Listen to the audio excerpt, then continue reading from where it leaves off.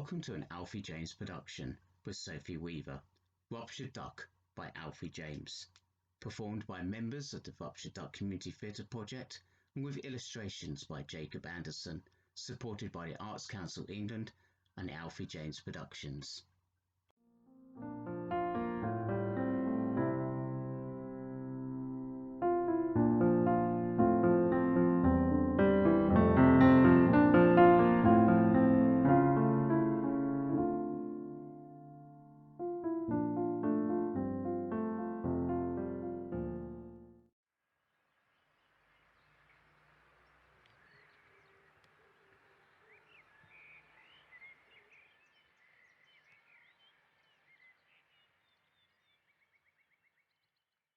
Just froze.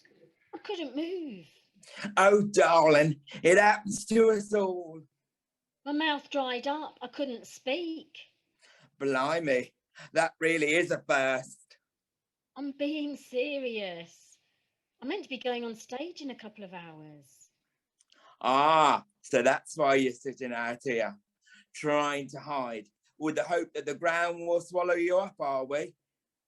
Just because you had a moment and you're hoping that it will all go away. Well, sorry, love, but it ain't gonna happen. Girl, for a start, that chair of yours kind of gives you away. Then there's the fact that your face is plastered all over the billboard outside the theatre. Maybe try wheeling yourself a tad deeper into the trees if you're really hoping to give up and disappear. I forgot just how lousy you are at being tactful. You ain't gonna get any sugar-coated berry dust from this dame, lovey. You should know that by now. I don't know what happened to me. One minute I was there under the spotlight, just about to do my long monologue, open my mouth, and nothing. I'm going to fail, aren't I? Oh, Jesus. It's called stage fright. When I was on the stage of the Theatre Royale, there wasn't a night that I didn't spend at least an hour before curtain up squeezing my intestines into the pan. And then there was this one night that I remember where I was pirouetting onto the centre of the stage with half a ton of bloody toilet roll at my ankles. Oh, darling, it happens to us all. I've been on stage before. Never like this, though. You've made it. You've really made it. It's all I've ever dreamed of. So why am I not happy? You know why. Am I making a fool of myself? I mean, look at me. How can someone like me act? You tell me. I used to sit by the window dreaming of the moment I'd be in my first London show. That was before. I'd press my nose right up against the glass and giggle as the glass steamed up around my face. It used to drive my mum crazy. I've just cleaned them windows, she'd scream at me. I was 7 years old. No, wait, I was 6. Yes, that's it. I was 6 years old. It was one of those April showers that you get in May now. You know the type. I was wishing that I were outside playing in the rain. I thought that Mum was being a spoil sport for not letting me. You'll catch yourself a death out there, she said. Dad just laughed. That's when I saw it. The little thing just seemed to drop from the sky and landed right there in front of me, startled on the grass. It moved its head this way and then that, as if it were a bit bewildered, trying to get its bearings. I remembered thinking how sweet it looked. It was only a young bird. Its soft feathers glistened in the rain, and I couldn't help but giggle when it shook its body, sending droplets of water everywhere. I imagined it sneezing, as I would if it were me. I looked up, wondering if it had fallen out of its nest. Either that, or it must be the first time that it has flown. It hesitated before opening its wings, but as it did, I noticed its left wing was bent awkwardly.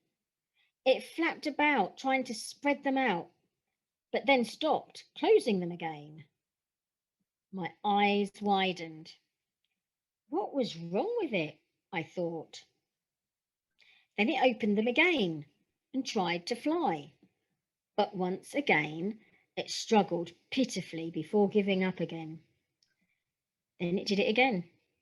This time it jumped up in the air, but tumbled to the ground.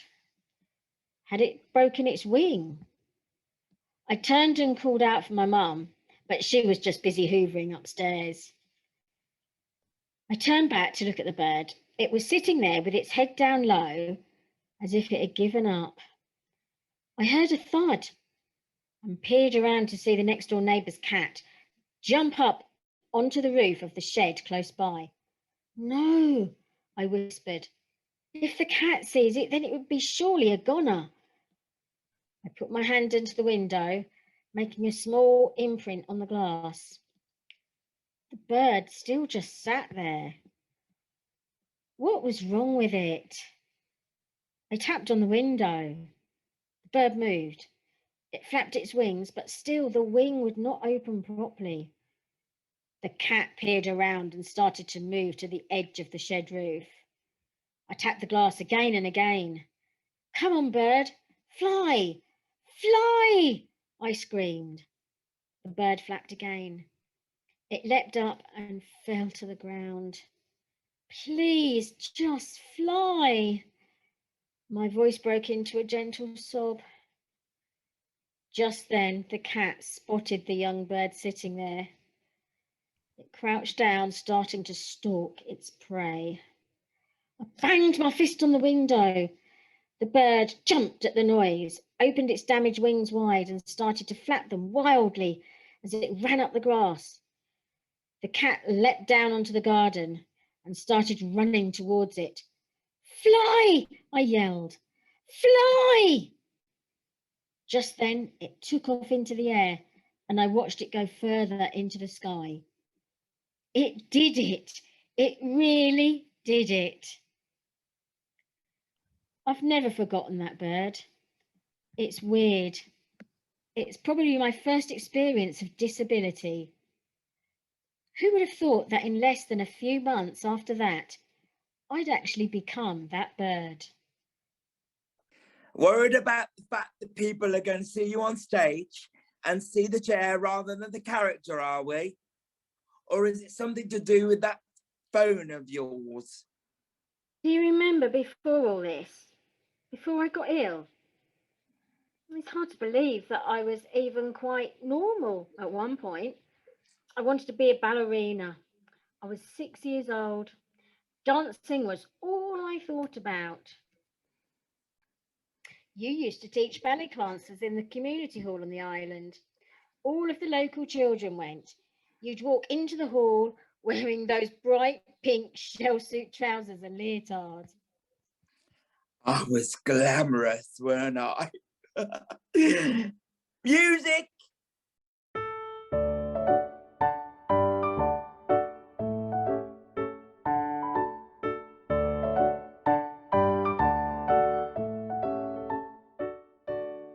Get in line, everyone. Stop all that chitter chatter. And don't tell me who's playing kiss chase in the playground. And if you want to gossip about what's going on in neighbours, then bugger off outside and do it.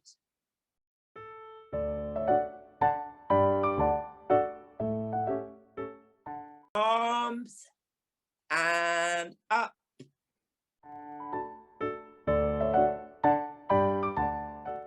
Seconds.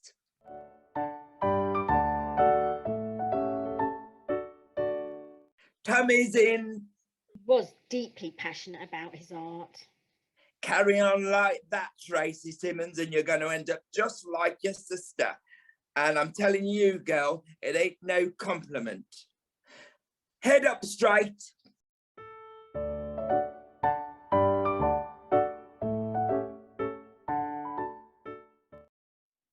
One and two and three and four, knees. And Christ, Kimberly Wilson, How many times do I have to tell you, even though your mother is about to drop out a fifth little one from your brand new daddy, you still have to remember your shoes. Oh God, don't stop that blubbering. I mean, so very unattractive. Get some shoes out of the spare bag before I change my mind. I'm just too kind for my own good. Right, face front.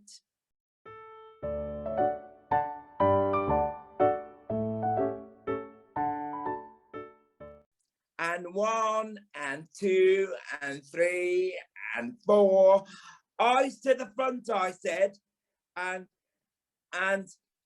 oh, bleeding hell. Give me strength. You're late, Isabel Preston. I can't believe that I gave up dancing centre stage at the Theatre Royale to live like this on a minimum wage. And it's only lovely Fiona that's actually listening to me. Even at 6 years old, I did feel sorry for him. He was a kind man. He thought I had something in me too. Said that I had talent. You're going to be just great. Just remember to concentrate and practice your coordination, girl. I can see a real dancer in you. You're a proper little dancer. You remind me of myself. What, a little girl?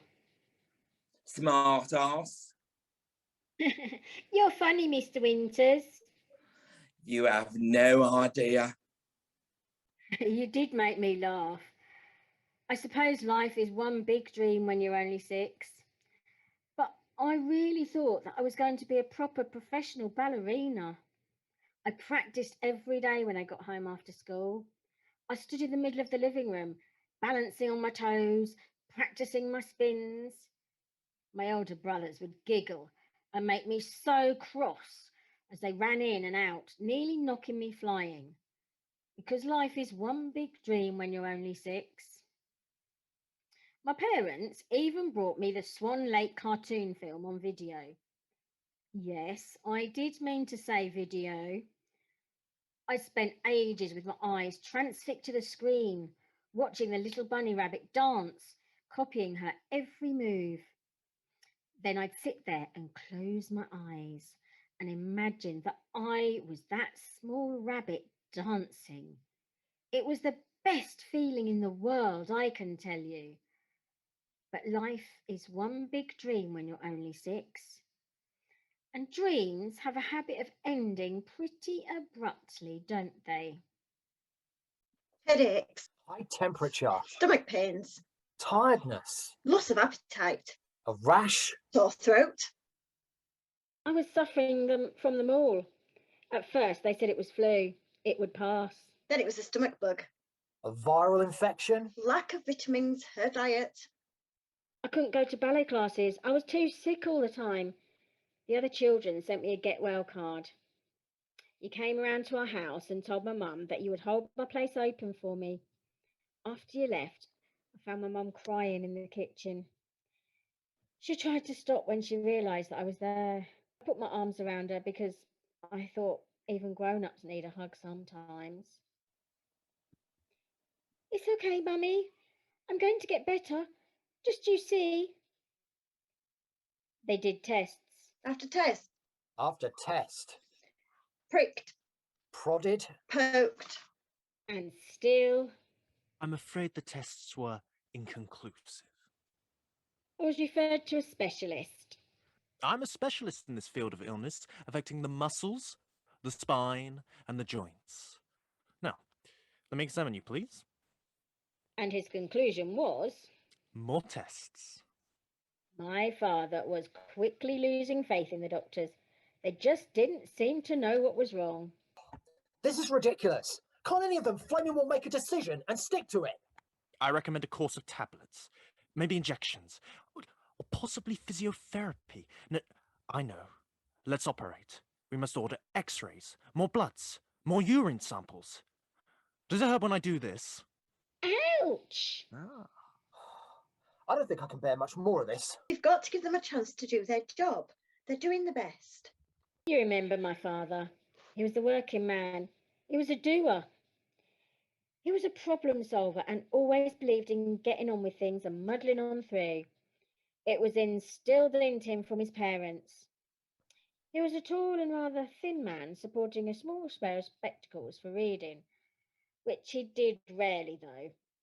Well, apart from the newspaper every Sunday morning. But I think he concentrated more on the crossword and sports pages. He was a worker, and he had the working hands to prove it. They were hard-skinned and had suffered the odd knock and bruise here and there. But it didn't faze him. He was proud and loved us all very dearly, which made seeing me become ill even harder for him. We've been backwards and forwards to that hospital for what, 3 years? We've seen specialist after specialist. She's tried one pill after another and nothing. They've operated again and again. We spent more time in this hospital than the doctors themselves have. What else can we do?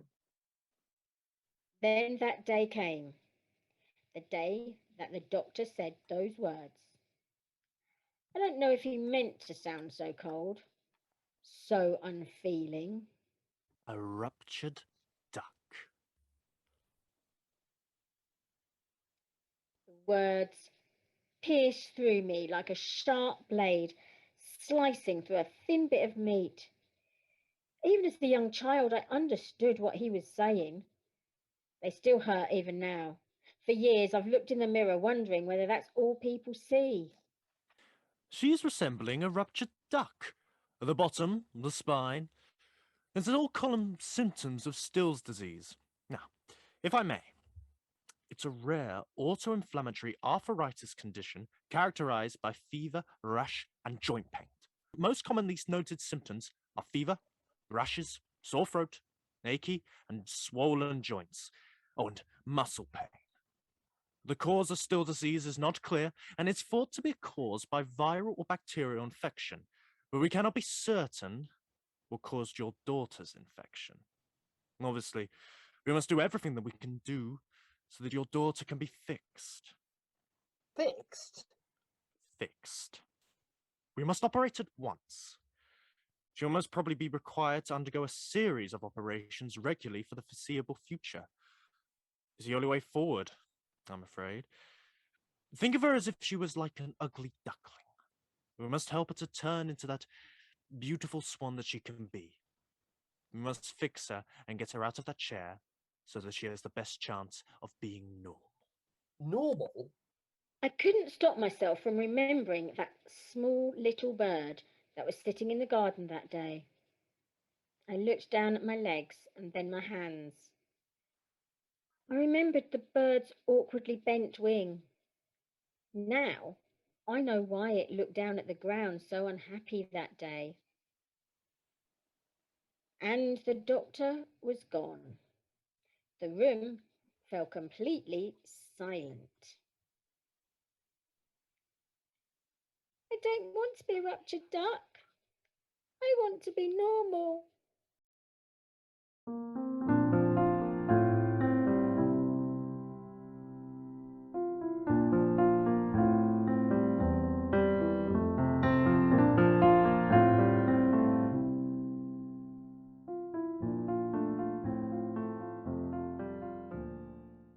I've never met someone who isn't perfect yet. Even my dear Giles wasn't quite up to it. You can paint yourself as much as you like, but at the end of the day, black, white, fat, small, thin, big, him or her, we're all the same when we stand in front of the mirror, in front of our naked selves, curves and imperfections, wishing they would somehow disappear, thinking that's all everyone else can see. The way I see it, you can either sit there suffering or you can give them the middle finger and give the world something else to judge you on. Because, darling, we're all going to be judged on something, whether we like it or not. Not that easy. I thought that it was. I always thought that it would be. Maybe I was just kidding myself. Maybe What did your parents say? our parents always only see the good in us. It's what's installed in them. It's like Dumbo's mother at the start of the film. She did everything she could to protect him. You know my mother.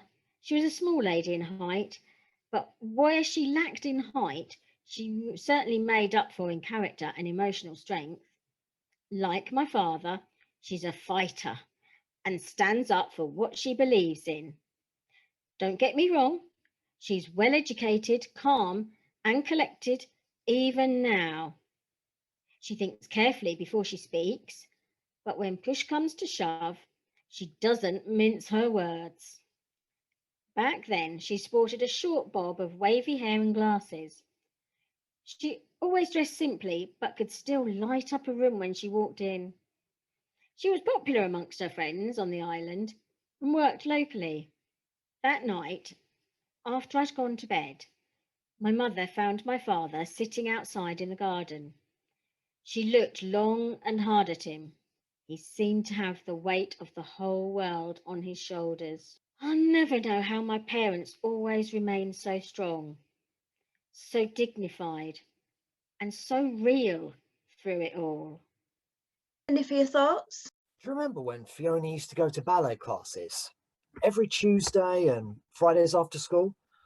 She absolutely loved it. Seeing her float around that hall in those little dancing shoes with that beaming smile would melt anyone's heart. All the other parents used to call her Smiler. Yeah, it was a happy place. She came alive when she was performing. Even when she wasn't there, she was practicing at home. What, every night? Getting under my feet in the living room. The music blaring. She always says that she'll be a dancing swan herself one day. And you'd always say, "That's fine by me." Then you'd laugh and tell her, "You can buy your mother and I a house when you're famous." Nothing fancy, mind you. Just something with a garden. And a balcony looking out to the sea. When was the last time we saw her smile? I mean, really smile. It's been tough on everyone. Is it worth it? What do you mean? It's just, she's so tired of going back and forth to that hospital. We all are. She's constantly missing school. When was the last time she had her friends over to play and we saw her enjoying herself? Well, they're just trying to do the best for her. Yeah, and I'm grateful for that, but she's still a child. I don't want her growing up and the only thing she can remember from her childhood is the smell of a hospital. I want her to have happy memories of playing with her friends, eating too much cake and sweets, getting mucky hands and muddy shoe. I want her to remember friendships and having fun. I guess I want her to be a child. So do I. So do I. But they're just trying to... Fix her? No daughter of mine needs to be fixed. They're trying to give her the best life that they can. What was it that they called her? A ruptured duck. I bet none of them have children of their own. That or they're all being cared for by their nannies or safely tucked away at St Annie's private boarding school for rich kids. Did you see the look on her face when they called her that? Oh, makes my blood boil. I could have, I should have. Was it my fault? What? I keep wondering if I did something wrong when I was pregnant with her. Eaten something or had another sleep. Maybe I was stressed and didn't realise it. Now you listen to me. You can get that stupid thought out of your head this instant. Do you hear me? You don't see the way people look at me sometimes. I know what... To hell with what people think. I know that they're judging me. How do you know they're not thinking to themselves, Jesus, now that's some mother. A woman who's strong and whose love for her children is so pure, and she will care and nurture for each and every one of them, despite all their differences, no matter what. Boy, now that's a mother to respect, to admire. That's the mother I want for my children. And they'd be right. I don't want her to be judged. Look, people will judge her whether she's in a wheelchair or not. It's what people do. She's still Fiona. She's still the same girl that gets into all kinds of mischief and winds her brothers up. That's true. The same girl that lights up a room whenever she walks in. A real Julie Garland. That's what Mother says. Exactly. and can wrap her dad around her little finger. And is little Miss Independent. But she still loves her mum or dad to tuck her into bed at night with a bedtime story. To check under the bed for monsters. And switch the light on. We love her no matter what. If she doesn't have an operation, she may end up in a wheelchair forever. Is there any guarantee that she won't anyway? It's not a cure they're offering. I think we all need to face that. I want her to dance again. And she will. It may just be a different dance. What is it we tell all of them? Aim for the stars. There's nothing that she can't do. She can even be a swan. Even a swan. And if she falls, then we'll just pick her right up again. We'll take each day as it comes. Minute by minute. Moment by moment. She's going to be devastated though. She wants to get better so much. We need to be real. We should tell her. Let her decide too. We'll tell her together. I'm sorry. It's okay. No more hospitals. No, not for the moment. You'll have to take medicine, but... I can go back to school. I can see my friends again. Yes. Result. Can I call Isabelle and Frankie and Dan? Can I call Dan? In a minute, Fiona. Do you understand what we're saying? No more hospitals. Be brave. Try to be brave. As soon as my dad said those words, I knew it wasn't such the result that I thought it was. I thought that maybe I was better, that I'd suddenly woken up and I'd be able to leap up out of the chair. He sat down next to me and held my hand so tightly. I suppose that's when I knew that something wasn't right. I'm not sure if he was expecting me or him to break. I looked at my dad's face. I was determined to be brave like he'd asked me to be. I saw the sadness, the way he struggled to look directly at me as he said those words. I wrapped my other hand around his. I thought that's what he needed. Even grown-ups need to know that it'll be all right. But then he looked at me for the first time and he burst into tears. It's the first time that I'd ever seen him cry. Then my mum started. There was me, sitting there, comforting both my inconsolable parents, blabbing all over me. It was like a sitcom from the BBC. I didn't cry, though. I don't know why. I just felt numb. Empty. Will I be able to do ballet again? I'm sorry. But there'll be plenty of things you can do. Just you see. I just nodded and said, okay. We'll be with you every step of the way. We love you very much. I wasn't going to cry. I wasn't. I sat there looking out of the window as I'd done 1,000 times before. My eyes were starting to sting. I wasn't going to cry. The window glass began to steam up. A little bird suddenly flew down and landed, slightly clumsy, on the grass, a bit like a scene from a cartoon bird crash landing. I smiled as I thought of the silent thud it may have made. It shook its head and looked up at me and stopped, then opened its wings as if it were getting ready to fly again. Its wing was rather awkward. It couldn't be. It couldn't be the same little bird that I'd seen before. I leant in closer and almost bashed my nose on the glass. What possessed me to think a few inches would make a difference? I don't know. But I was right. The markings on its wing were the same, the way it twitched its head.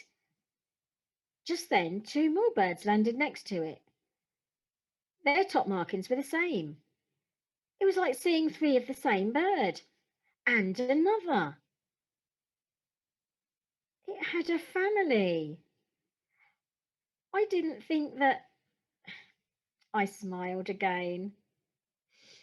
I sniffed as tears streamed down my face. The bird looked up at me again and flapped its wings and flew away, followed by the others.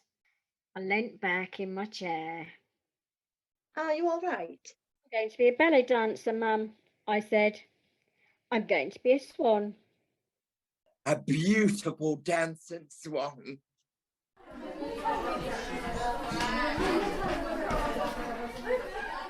Music, get in line, everyone. Stop all that chitter chatter. All right, so Fiona's reappeared with us, and we don't all have to stand there peeing ourselves with excitement. Now, let's get a grip, ladies and gentlemen. We've all seen her before. Now, get in line and stop wasting my time. Good to see you, Fiona. Just do what you can. I'm only in a wheelchair, Mr. Winters. That's not what I meant, love. You haven't danced for years, and you've got a bit of catching up to do. I don't want any second-rate performers in my hall. Oh.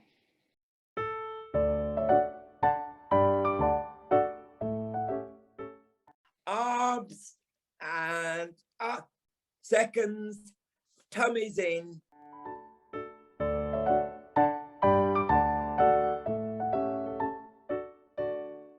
How many times, Tracy Simmons, you're really bent on teaming up with that sister of yours, and you're going to turn out just like her? And believe me or not, girl, there ain't no compliment.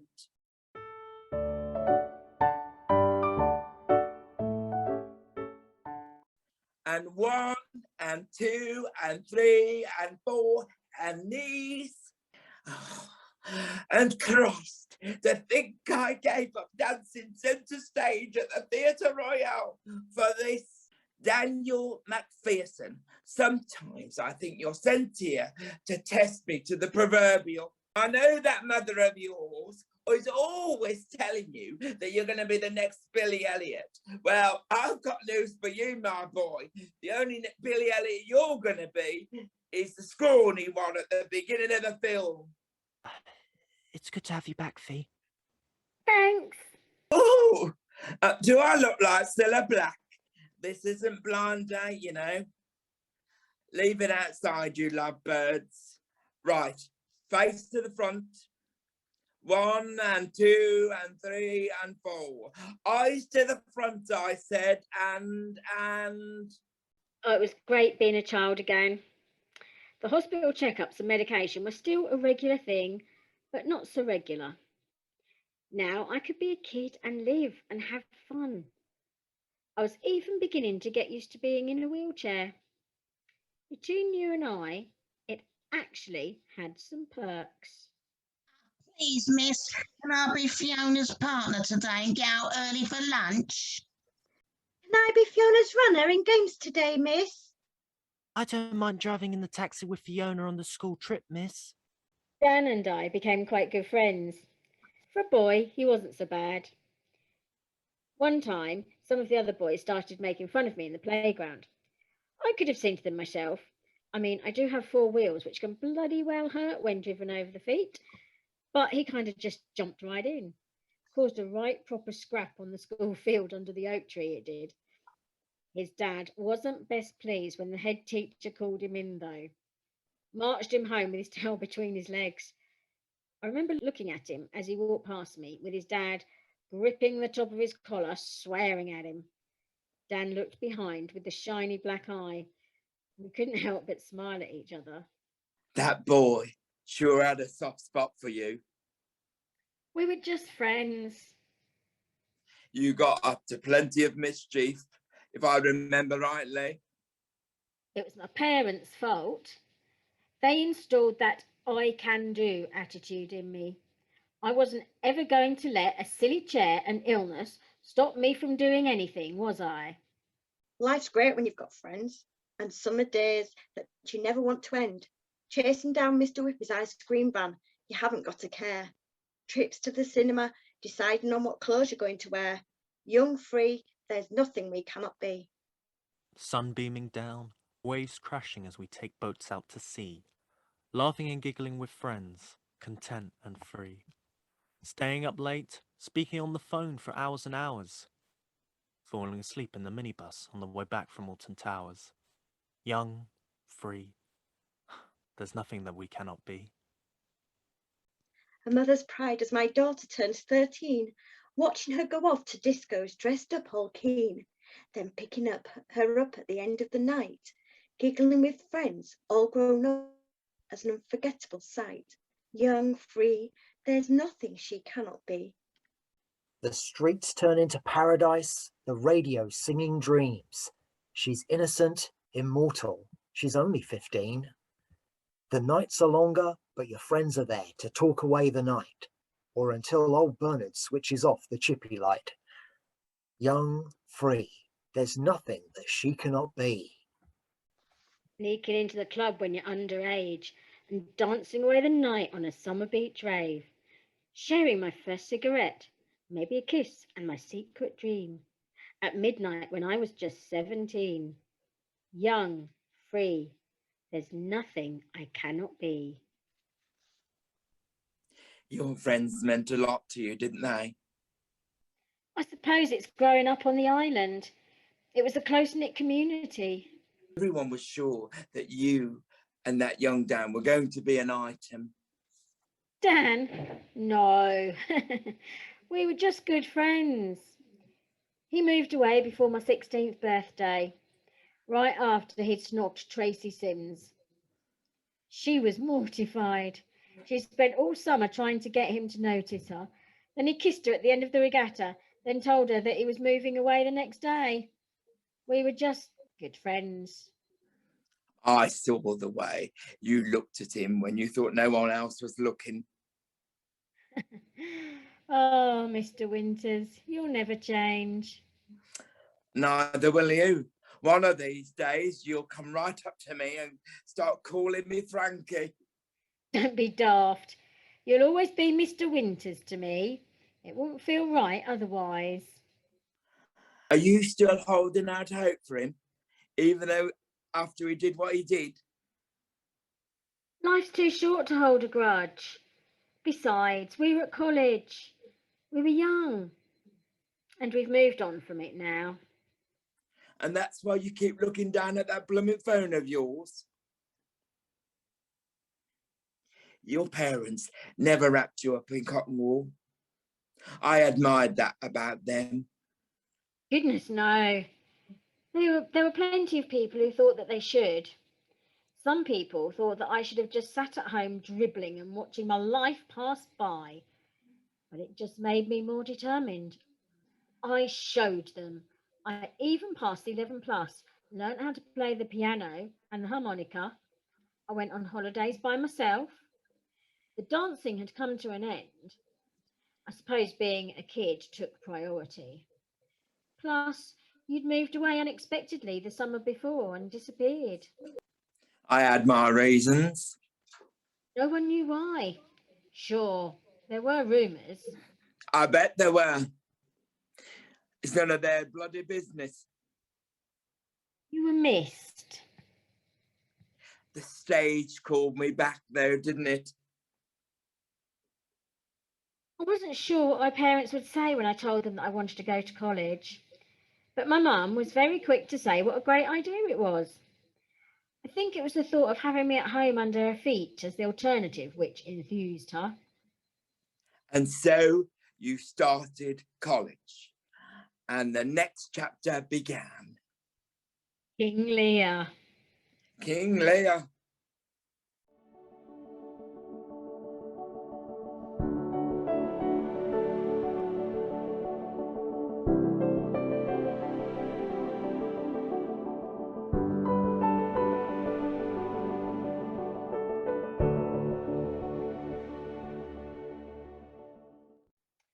I'm not sure what I was expecting when I first started college.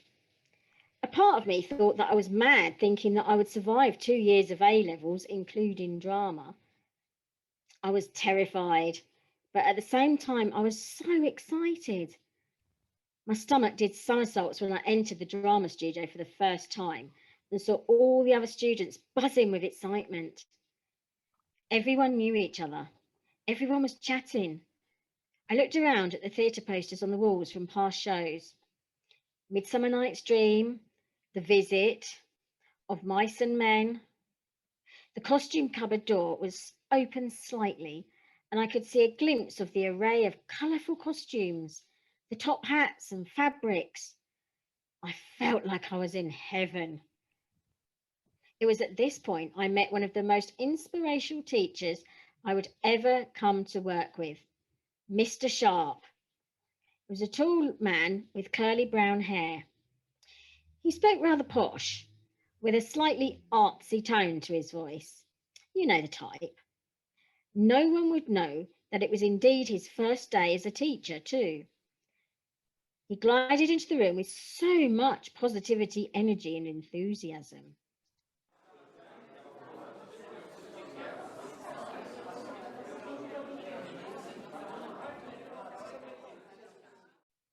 Well, what are you all doing standing around chatting for?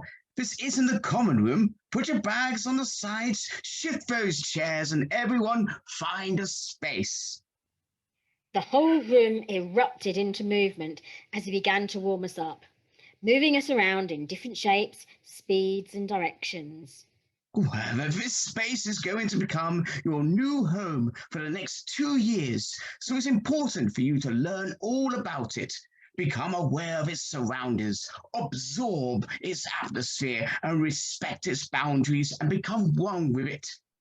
This will become your common performance space where you will learn, develop, and thrive as actors. I couldn't help but to look at him and instantly feel nothing other than respect and admiration for him. He caught my eye from across the room and smiled at me as he could see the huge cheesy grin I had plastered across my face. And freeze. And slowly start to move down towards the floor and curl into a ball onto the ground. Use the whole of your body to close yourself up completely as you are shielding yourself and hiding yourself inside a shell. That's it, everyone. I almost stopped. I'm not sure why. Maybe I was hesitating because I was waiting for him to walk across to me and give me a different set of instructions. But nothing. He just continued. And using just one of your hands, I want you to begin to move it out from your closed up bodies. Use it to start exploring the space around you. That's it. Begin with the floor, then the air around you. Choosing a point in a room to focus your attention on and let the rest of your body to be drawn to that focus point. Concentrate on one part of your body at a time as it moves out of the closed cocoon you've been in and reaches up as if it were waking up for the very first time. This is the first day of your new lives, everyone. The first day of your acting lives. And as you peer up to that focus point, keep your heads held up high and take a deep breath and hold it. Hold it. And let it out. And breathe in. Hold it. And out. In. And hold it. And out. Welcome to A-level drama, people. Welcome to 2 years of exploration and learning. It's not always going to be easy, but it's sure going to be one heck of an adventure. Right, gather around in a circle, everyone. Fiona, get yourself into the center here and let's try out an improvised scene, shall we? My heart almost skipped a beat. Are you sure? Why wouldn't I be sure? You can act, can't you? That's why you're here, isn't it? Yes, but I'm... What? The room suddenly fell silent. Normally, I'd just watch. Well, apart from when I had ballet with Mr. Winters, but he was quite different. If you want to watch, then I suggest you go outside and join the audience. In here is where the creators, the actors are. I just meant that because I'm disabled. Well, thank you for pointing that out to me. I'm sure that every other teacher in this college cares, but in here, you're just the same as everyone else. I expect you to give your best, just like everyone else does. Just because you're in a wheelchair, it doesn't make you any better or worse of a performer. We all have our strengths and weaknesses, and it's our job to learn to use both in our performances. And you, get over here. Let's start a scene, shall we? He had pointed to someone behind me. They jumped out of their seat and appeared from behind me to stand on the other end of the circle. He smiled at me. I smiled at him. I couldn't believe it. Hello, Fee. Dan! Guessing you two have history. Let's get started, shall we? Someone give them an opening line, will you? How about, how could you do this to me? Oh, Christ. We have a future EastEnders writer among us. Everyone erupted into laughter. Is heaven missing an angel? 'Cause I think you look like one. Really, Tom? I think we've all established why you're single, Tom, dear. When you're ready to, you two, now let's start. The scene went pretty well, if memory served me correctly. Oh, it was great seeing Dan again too. He hadn't changed one bit. We started hanging out all the time together. Him, Tom, this girl called Isabelle, and me. A-level drama with Mr. Sharp was great fun. He believed in the only way to develop as a performer was through practice, and boy, did he like giving us a lot of practice. We did scenes from Romeo and Juliet by William Shakespeare. Which is the basis of which West Side Story is based on? It's about two neighbours arguing and a tragic love story. But soft, what light through yonder window breaks? It is the east, and Juliet is the sun. Oh, Romeo, Romeo, wherefore art thou, Romeo? Deny thy father and refuse thy name, or thou wilt not be sworn by love, and thou no longer be a Capulet. And I played the lovable rogue Mercutio. A plague on both your houses. They have made worms meat of me. Then there was the one about two tramps waiting for someone who never turns up. We were all born mad. Some remain so. No, you were saying something nice about me. I can feel it. This place, if I could describe this place, portray it, I've tried. I feel no place around me. There's men to me. I don't know what it is. It isn't flesh. It doesn't end. It's like air. What? We did Hamlet. To be or not to be. Yeah, we did films too. Beverly Cops Part 2. And EastEnders as well. You ain't my mother! And improvisations as well. One day we were Cyclops, then aliens visiting from another planet. Two lovers saying goodbye on the train platform. But they didn't know how to say, I love you. But not everyone was such a good sport. Some people didn't even think that Fiona should be at college with us. One of those people was Penelope Grimshaw. I'm not being nasty, but it's not right, is it? I mean, look at her. How can someone be seriously on stage? You know, people like her, how can they act when they can't use their hands, their feet, when they can't even speak properly? That's what acting is all about, isn't it? You've got to be able to do that, don't you? To express yourself, I mean. I'm not being nasty. Can she even learn lines properly? Mummy says that it must be a health and safety risk being on stage. That's even if she can get on the stage without someone having to carry her on and off and up the flight of stairs. Can she even wheel herself across the stage, or will she have to have a helper to do that for her? How many people are going to get their feet rolled over in the process? Oh God.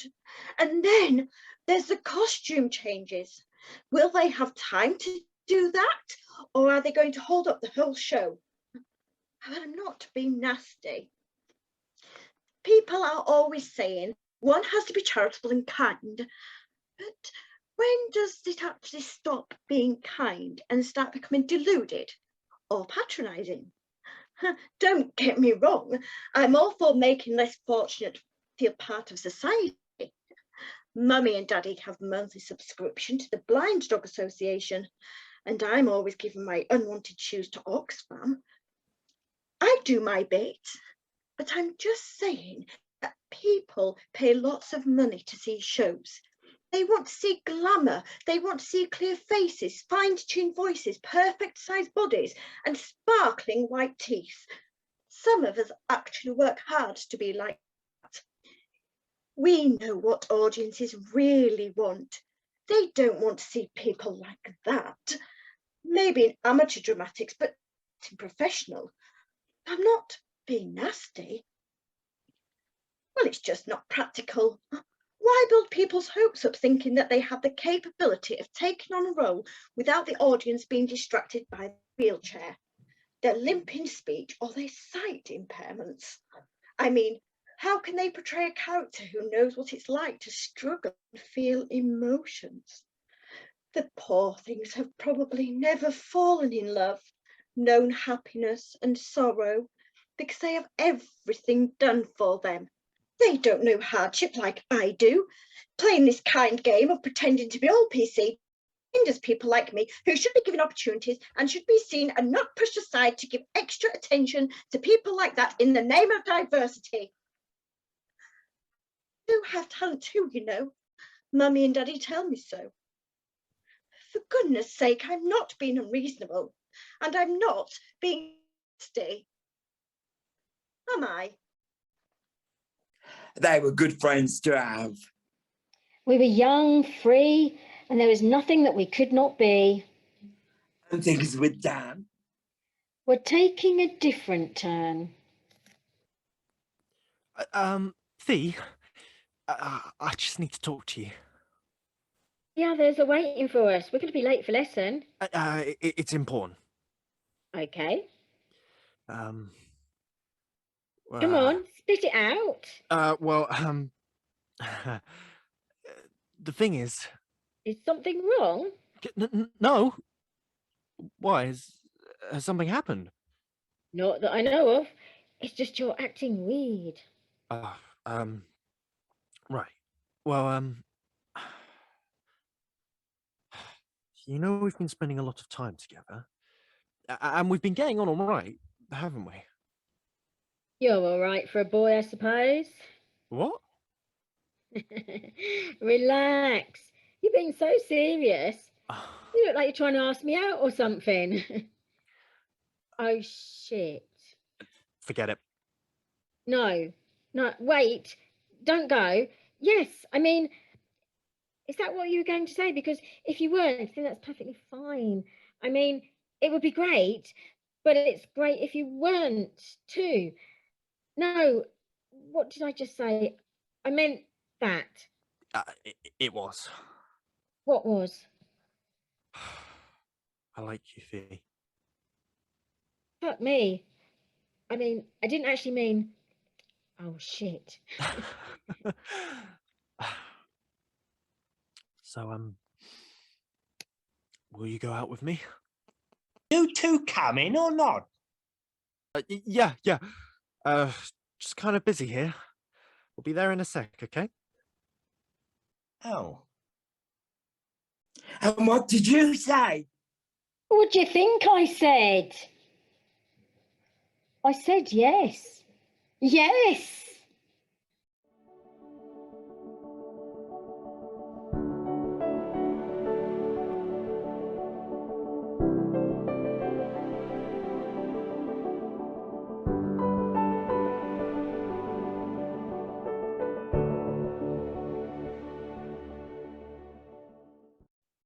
All right, gather round, all of you. I've got some exciting news to share with you.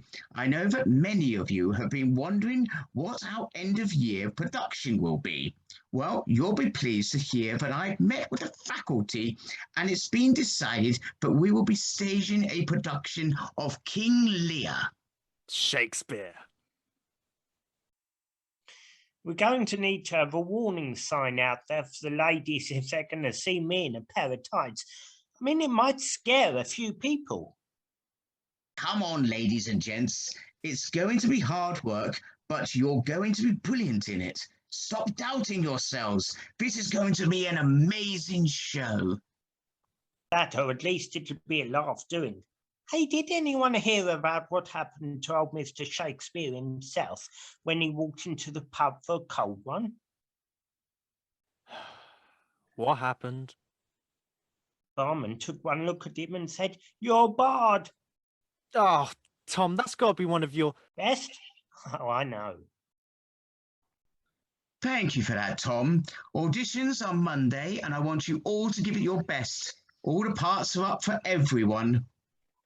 Monday, ladies and gents. Have a good weekend. I was so nervous.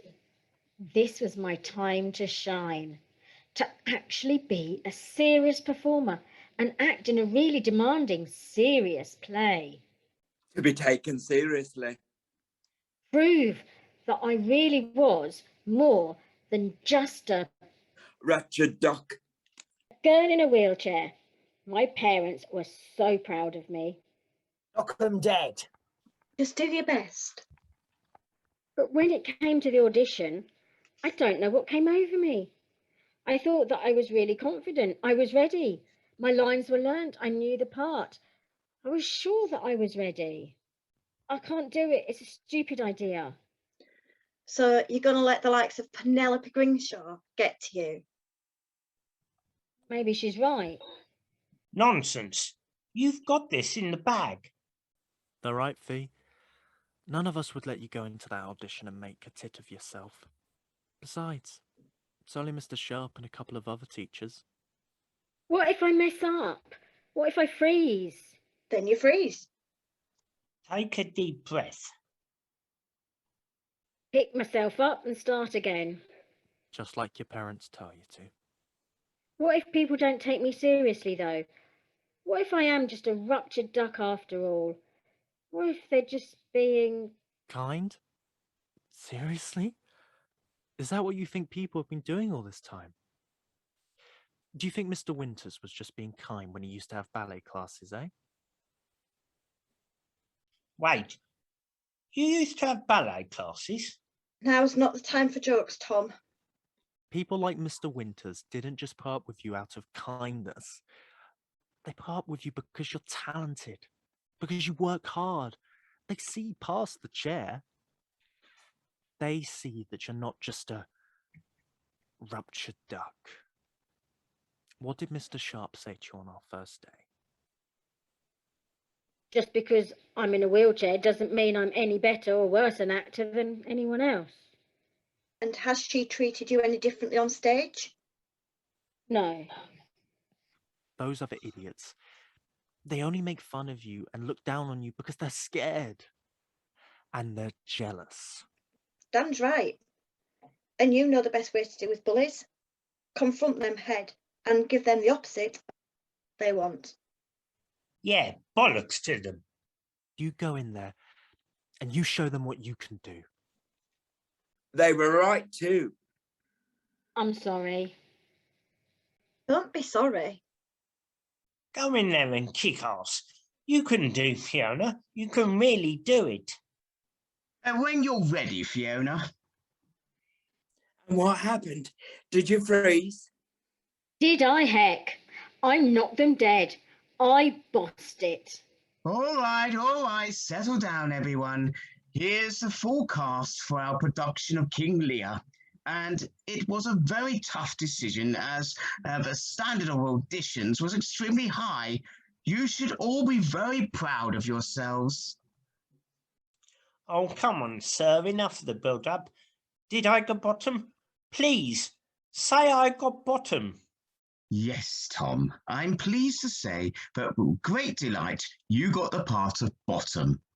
Yes, yes, did you hear that, everyone? I'm going to be a star. I'm going to be Bottom. Well, I cannot think of anyone better to play an arse. You can mock all you like. You're just jealous. And moving on, we were incredibly pleased to offer the part of King Lear to Fiona. Me? But I auditioned for...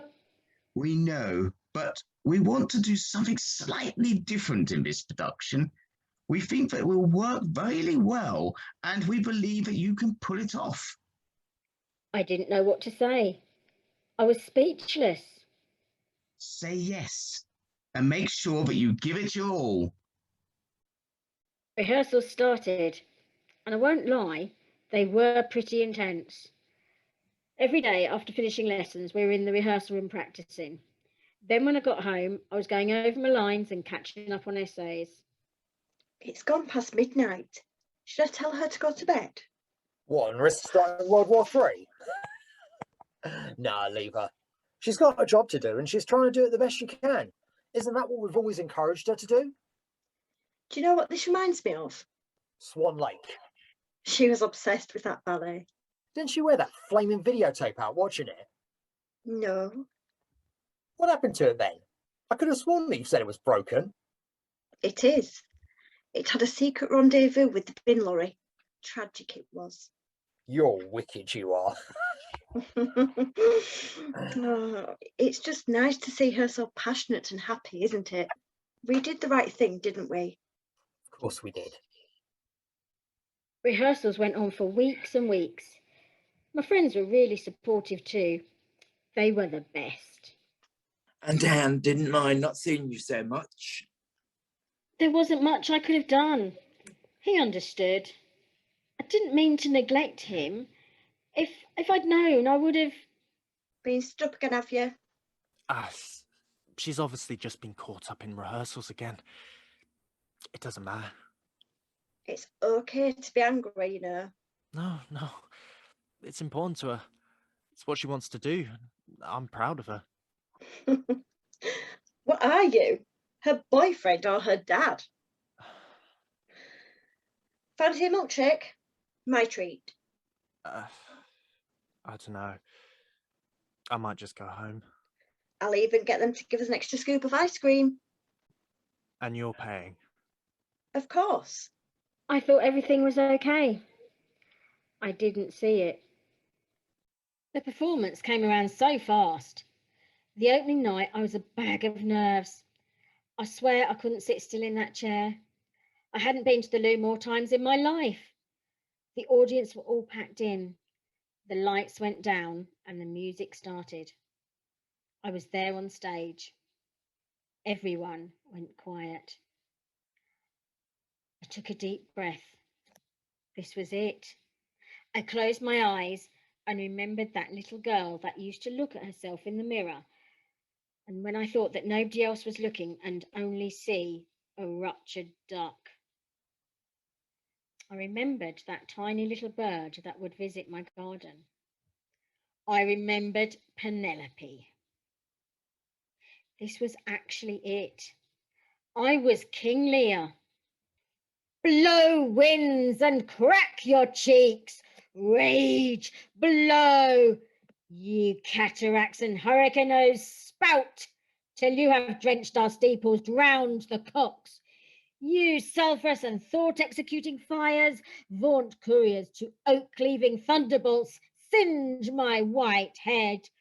And thou, all shaking thunder, strike flat the thick rotundity of the world, crack nature's moulds, all germain spill at once that makes ingrateful man. Rumble thy belly full, spit fire, spout rain, nor rain, wind, thunder, fire are my daughters. I tax not you, the elements, with unkindness. I never gave you kingdom, called you children. You owe me no subscription.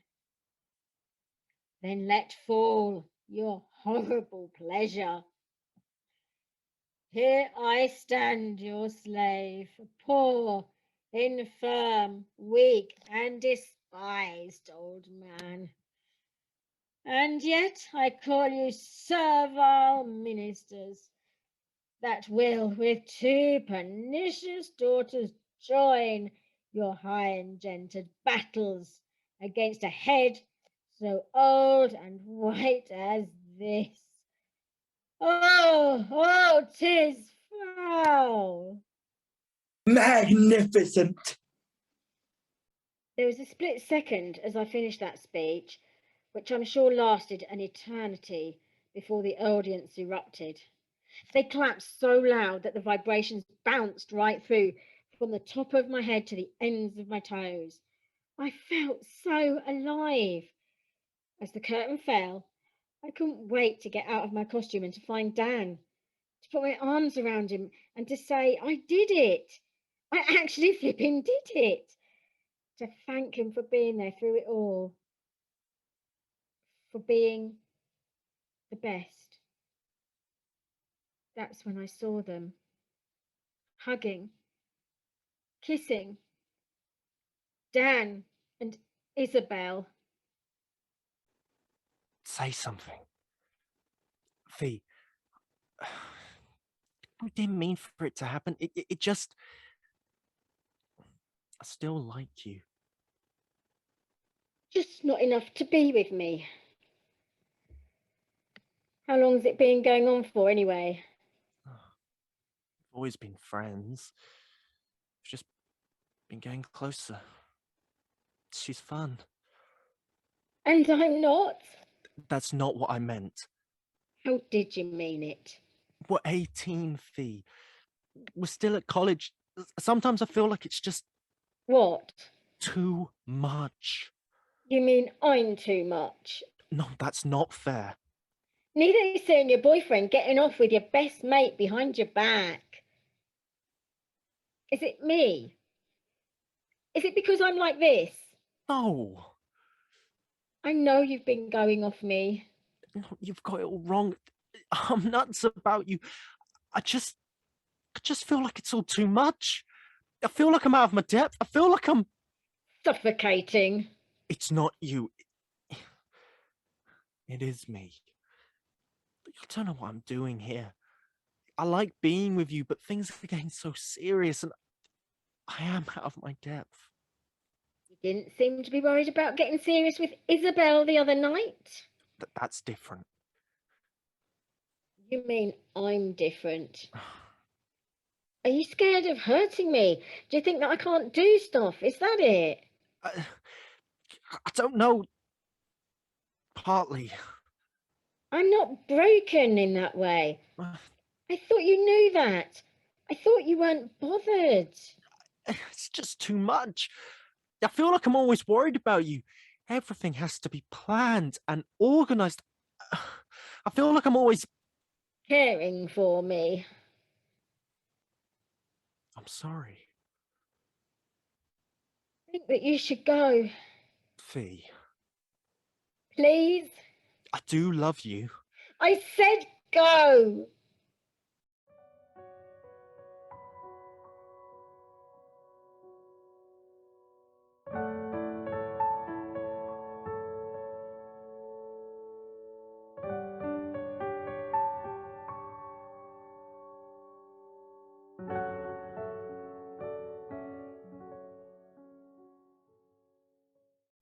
So, you found a place where the grass is greener, eh? You found a girl that can give you what you think I can't. And you decided to jump the fence to the other side, eh? Well, good for you. You promised you'd always see me for who I really am. You told me that I was enough, that you never looked at me and only see the mangled body, the chair. You said that it didn't matter what I looked like. Now it's too much. I'm too much. And you need to be with someone normal. What is normal? It must be someone less like me and more like her. Well, good for you. Good for you. So, you decided that you want a life which you think I can't survive. You think that I can't be adventurous, exciting, dangerous. You think that I can't drink, laugh, take risks, or love you and be that naughty, kinky girl that you dream of? Well, I hope you're proud of your big decision. Hope it makes you feel like a bigger man. I hope you've got what you always wanted, nothing more.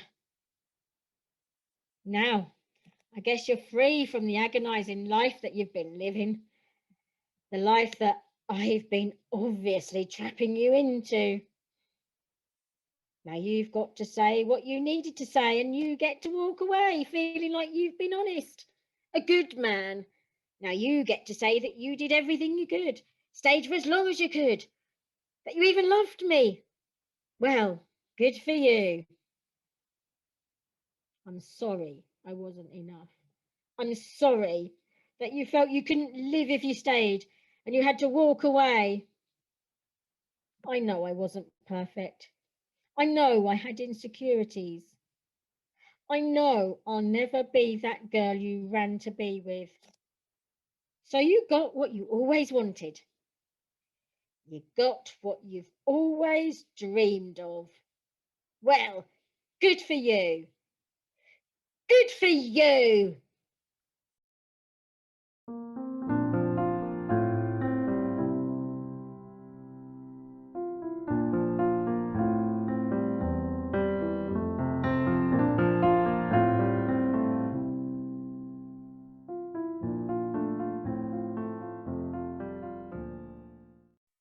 Our friendship group kind of changed after that. It just split.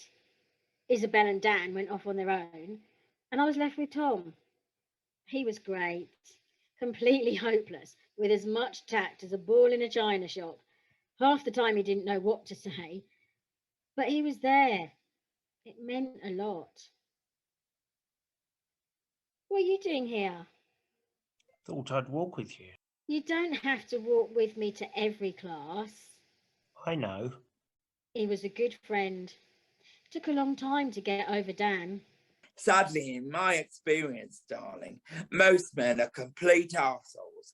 It's because their brains are primarily hidden in their pants, and because they are terrified of any sign of commitment and desperate to hold on to their younger days. The idea of going to drama school wasn't yours. It was Mr. Sharp. He said, Oh, grab the bull by its horns. That's what I say. I bet your parents loved him. They did, actually. They found him to be a breath of fresh air. So you think that she has a chance of getting accepted? I think she has talent and she has passion and she works hard. Why do I sense a butt coming here? I'm not going to lie. Getting into drama school is difficult at the best of times, and it's not cheap either. But it's going to be more difficult because of Fiona's disability. I'm sorry, Fiona, dear. Well, at least you're being upfront and telling us like it is. We do appreciate that, Mr. Sharp. It's up to you. I'll help wherever I can. I must admit, I wasn't sure. My head was still all over the place, and Dan kept trying to speak to me. I wasn't ready. Between Mr. Sharp and my mum, they managed to help me get the application filled in. It was just a case of sending it. You ain't going to let me down now, are you? What do you mean? Well, I distinctively remember a young girl sitting there who promised me that she was going to go off and become a proper performer. Then she was going to come back and buy her dear mum and dad a house, one with a garden. And a balcony. Overlooking the sea. I was only 6, Dad.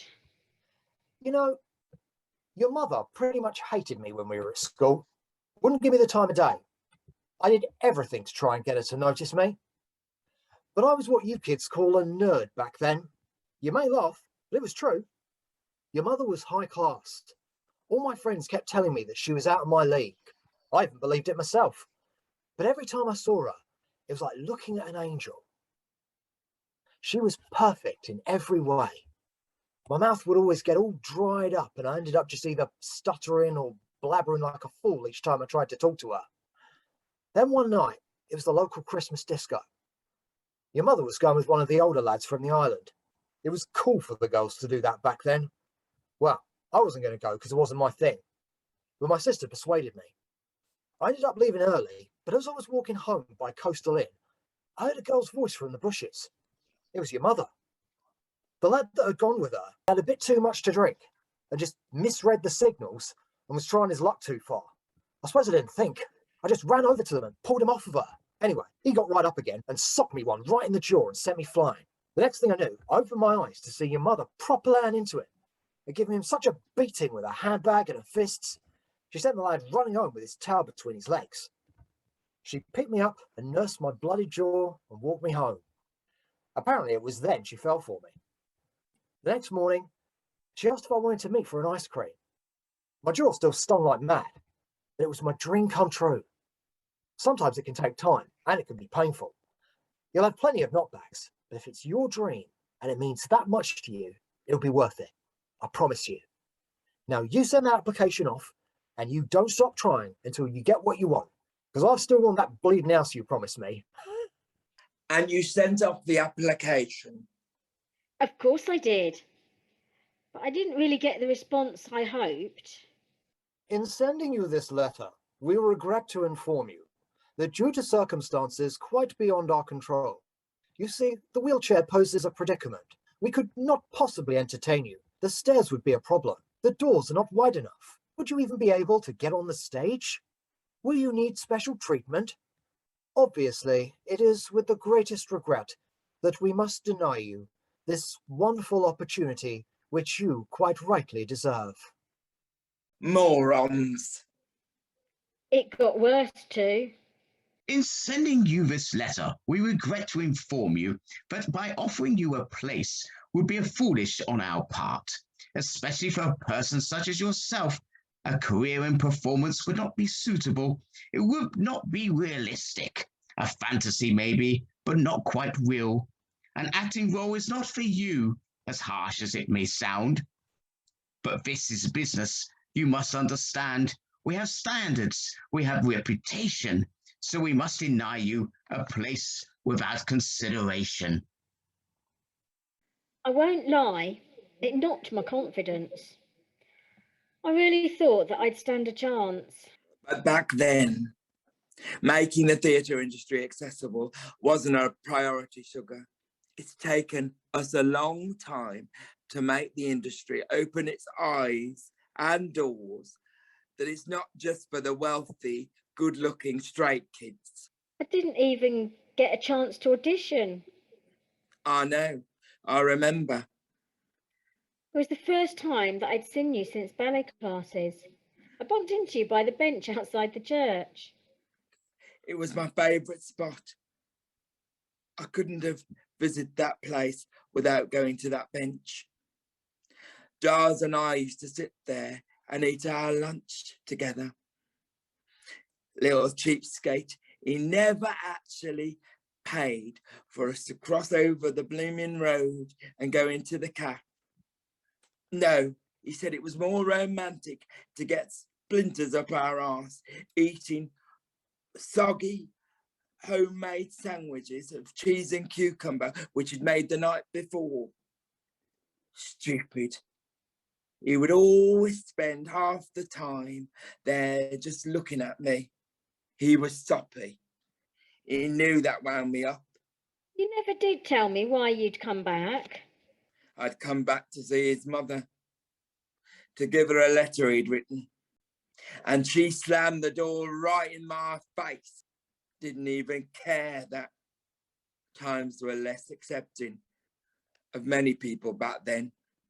It couldn't have been easy for her. She had her ways and her beliefs. She just couldn't cope with it. Not many people could. That's the way it was. You really miss him, don't you? We'd love to hear you say that. The man was even a bigger diva than I am. I still remember what you said to me. You told me that you knew from the first moment that you saw me that I was a true performer and that a stage didn't have to be in a theatre.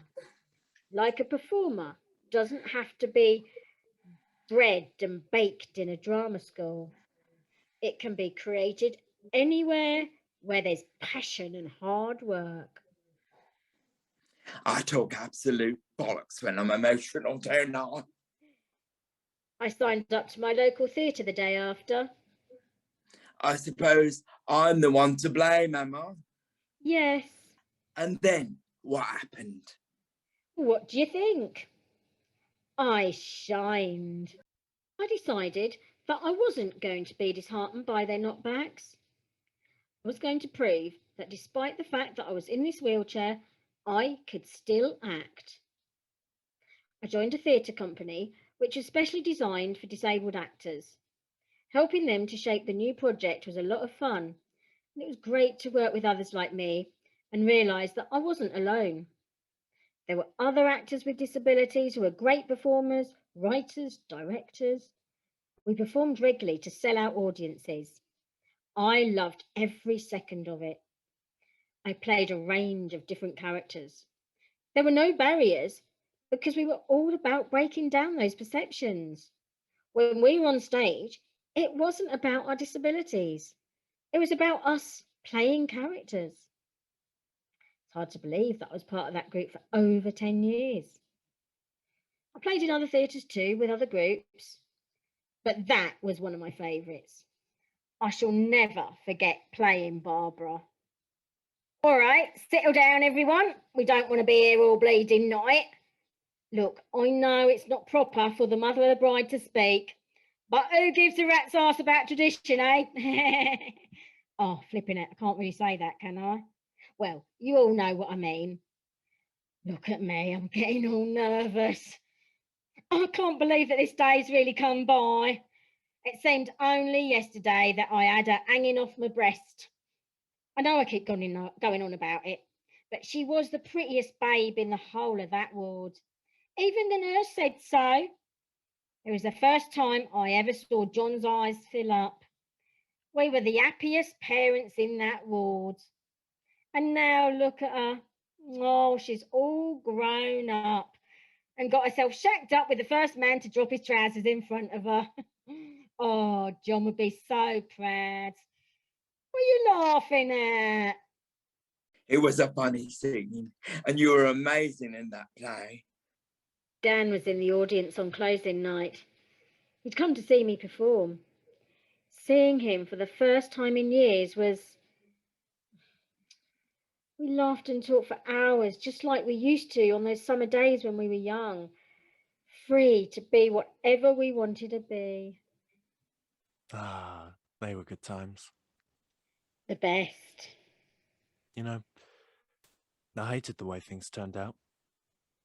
I should never... We both made mistakes. Yeah.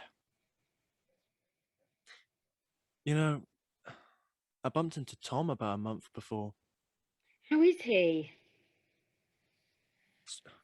Shit. You don't know, do you? Oh, Jesus. What? I thought that Tom died. What? How?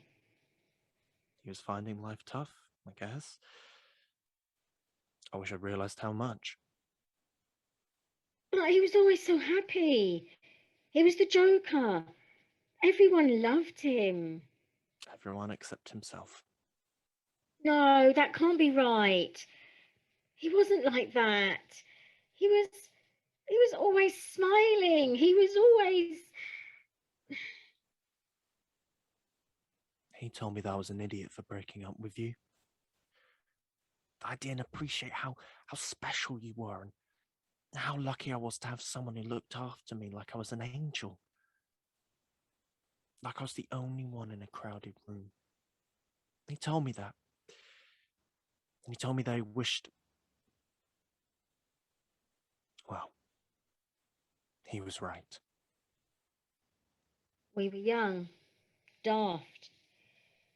It's in the past. And yet I never stopped loving you. It's okay. I just wanted you to know. I'm sorry. I still love you too. You should answer that. Oh, I never get used to these things. Is it important? My wife. Don't look at me like that. Think that you should go. I meant it.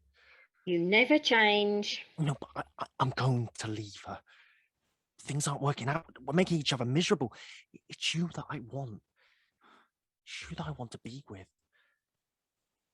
Say something. I think you should leave. Fee.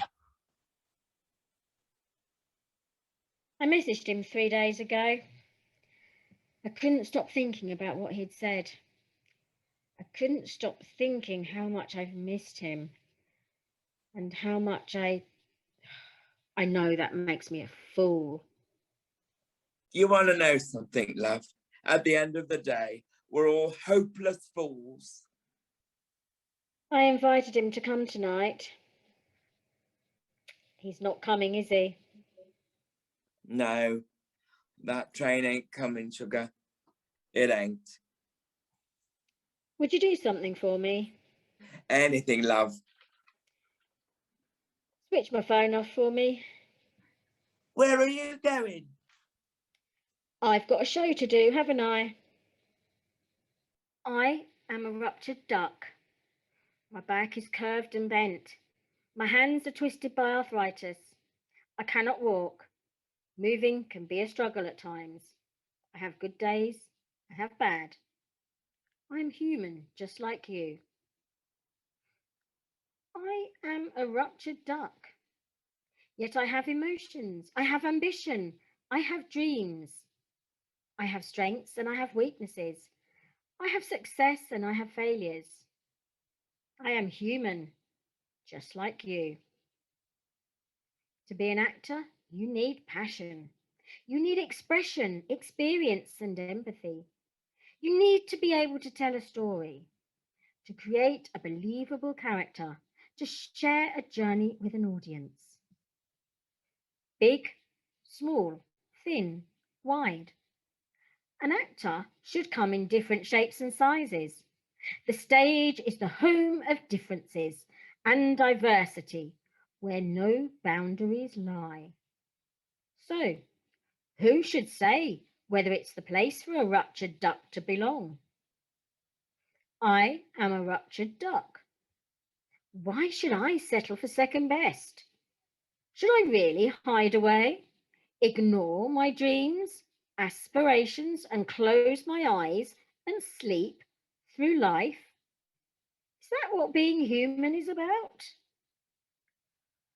What gives a person the right to say what I can and cannot do? I am a ruptured duck, and it is up to me to decide what my limitations are. I am a human being, and I am here to live my life. I have been scared. I've been what some people may call brave. I've often looked in the mirror and cried. I see the looks and stares, beaten myself up for the way I looked and act. But I say no more. I am different. I am a ruptured duck, and I am proud of it.